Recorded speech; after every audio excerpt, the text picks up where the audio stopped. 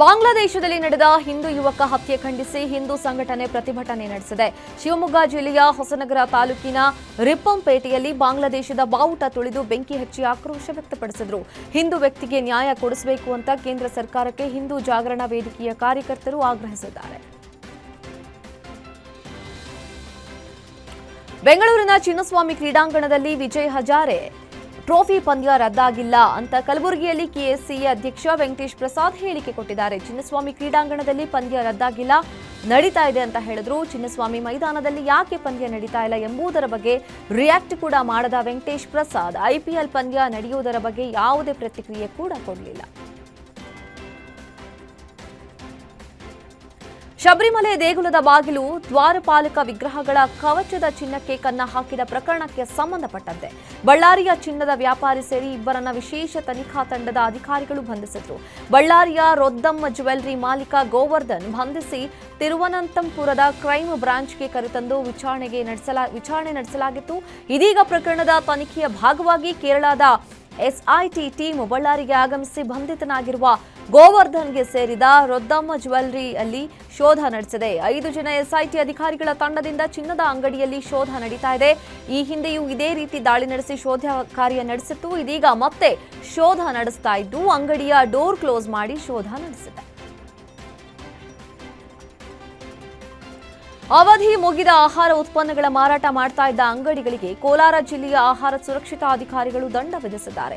ಆಹಾರ ನೋಂದಣಿ ಹಾಗೂ ಪರವಾನಗಿ ಪಡೆಯದ ಹಿನ್ನೆಲೆ ಬಂಗಾರಪೇಟೆ ಪಟ್ಟಣದಲ್ಲಿರುವ ಜ್ಯೂಸ್ ಮ್ಯಾಜಿಕ್ ಹಾಗೂ ಕೇಕ್ ಪ್ಯಾರಡೈಸ್ ಅಂಗಡಿಗಳಿಗೆ 10,000 ದಂಡ ವಿಧಿಸಿ ಆಹಾರದಲ್ಲಿ ಗುಣಮಟ್ಟ ಕಾಯ್ದುಕೊಳ್ಳುವಂತೆ ಅಂಗಡಿ ಮಾಲೀಕರಿಗೆ ಅಧಿಕಾರಿಗಳು ಸೂಚನೆ ಕೊಟ್ಟರು.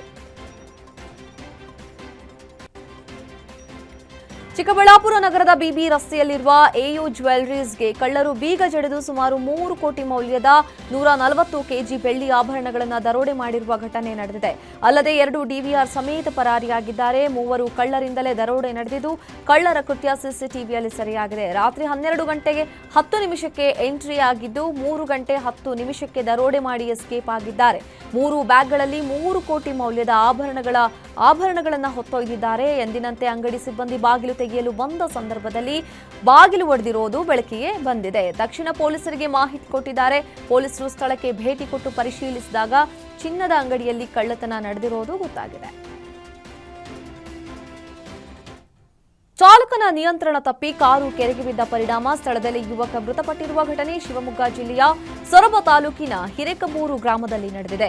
ನವೀನ್ ಮೃತಪಟ್ಟ ಯುವಕ ಅಂತ ಗುರುತಿಸಲಾಗಿದ್ದು ಮತ್ತೊಬ್ಬ ವ್ಯಕ್ತಿ ರಾಮಚಂದ್ರ ನಾಪತ್ತೆಯಾಗಿದ್ದಾರೆ. ಕಾರ್ನಲ್ಲಿ ಆನವಟ್ಟಿ ಕಡೆಗೆ 4 ತೆರಳುತ್ತಾ ಇದ್ರು. ಈ ವೇಳೆ ಚಾಲಕನ ನಿಯಂತ್ರಣ ತಪ್ಪಿ ಕೆರೆಗೆ ಕಾರು ಬಿದ್ದು ಅವಘಡ ಸಂಭವಿಸಿದೆ.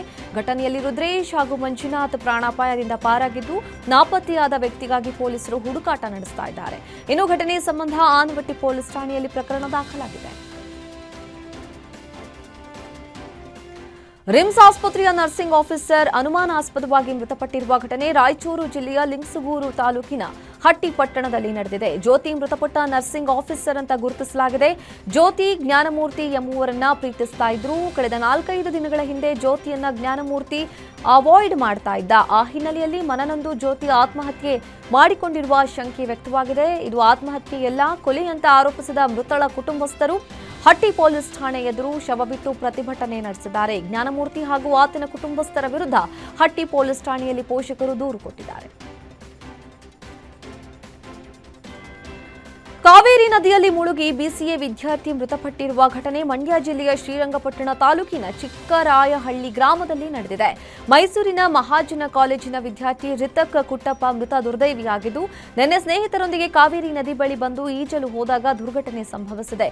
ಸ್ಥಳಕ್ಕೆ ಕೆಆರ್ಎಸ್ ಪೊಲೀಸರು ಭೇಟಿ ನೀಡಿ ಪರಿಶೀಲನೆ ನಡೆಸಿದ್ದು ಇಂದು ಯುವಕನ ಮೃತದೇಹ ಪತ್ತೆ ಮಾಡಿ ಮರಣೋತ್ತರ ಪರೀಕ್ಷೆಗೆ ರವಾನೆ ಮಾಡಲಾಗಿದೆ. ಘಟನೆ ಸಂಬಂಧ ಕೆಆರ್ಎಸ್ ಪೊಲೀಸ್ ಠಾಣೆಯಲ್ಲಿ ಪ್ರಕರಣ ದಾಖಲಾಗಿದೆ. ಪ್ರೀತಿ ಮಾಡ್ತಾ ಇದ್ದ ಯುವಕನಿಂದಲೇ ಯುವತಿ ಮೇಲೆ ಹಲ್ಲೆ ನಡೆಸಿರುವ ಘಟನೆ ಬೆಂಗಳೂರಿನಲ್ಲಿ ನಡೆದಿದೆ. ನಡುರಸ್ತೆಯಲ್ಲಿ ಯುವತಿಯನ್ನ ಎಳೆದಾಡಿ ನವೀನ್ ಕುಮಾರ್ ಎಂಬಾತ ಯುವತಿ ಮೇಲೆ ಹಲ್ಲೆ ನಡೆಸಿದ್ದಾನೆ.